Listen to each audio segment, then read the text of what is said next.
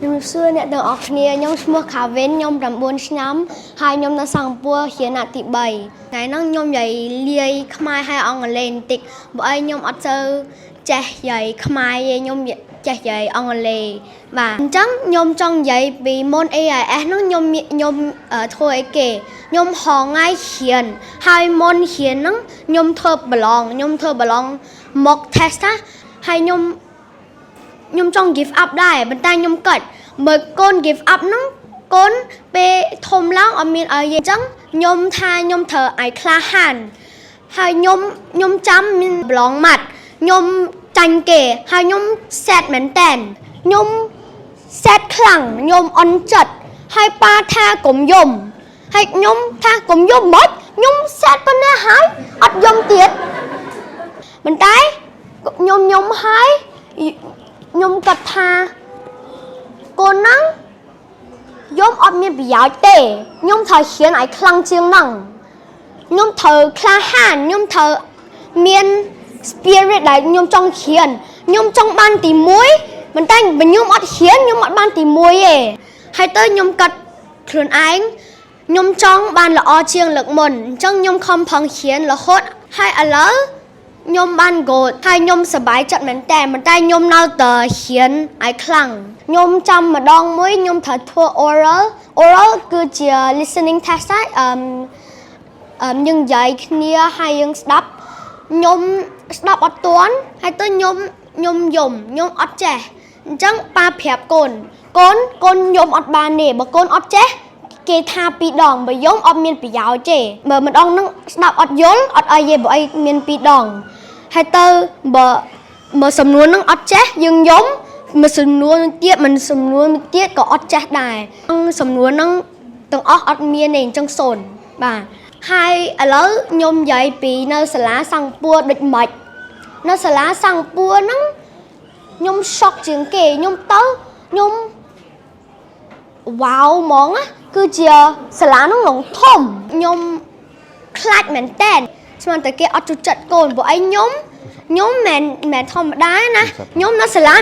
មានតែម្នាក់ដែលមកពីខ្មែរហើយម្នាក់ហ្នឹងខ្ញុំ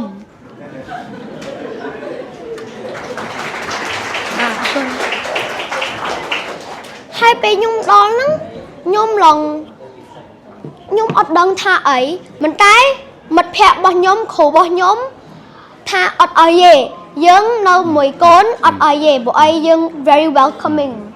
ហ្នឹងមានន័យថាគេចូលចិត្តយើងណាគេថាអូខេមកលេង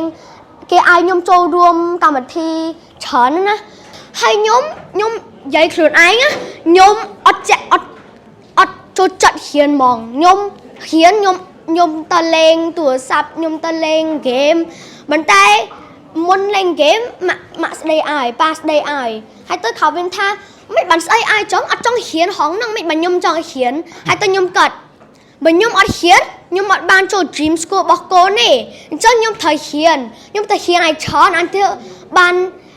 dream school ហើយចេះថាចាហ្នឹងអត់បានហ៊ានមកពីតូចចិនតែខ្ញុំម៉ាក់ប៉ាដឹង mistake របស់ដើមហើយដែលឲ្យខ្ញុំហ៊ានមុនចូលប្រឡងសង្កពួរអញ្ចឹងខ្ញុំចេះចិនអូខេចុះនិយាយចិនតិចបានអត់មើលសាកមើលនិយាយស្វាគមន៍វាតិចមើលបានអត់និយាយពីអីគេហើយអរគុណគេមកស្ដាប់អីកម្មវិធីអីហ្នឹង谢谢你们来听我说话我很开心That's okay That's okay 我在学校有很多朋友和我要 share 一个东西是 CCA 外课活动有很多东西有打篮球踢足球跳舞和别的但是我要选电脑课是最好的 Okay good thank you គុណគុណអរគុណគាត់ថាគាត់សុំនិយាយលាយអង់គ្លេសប៉ុន្តែដល់ពេលមែនតើទៅ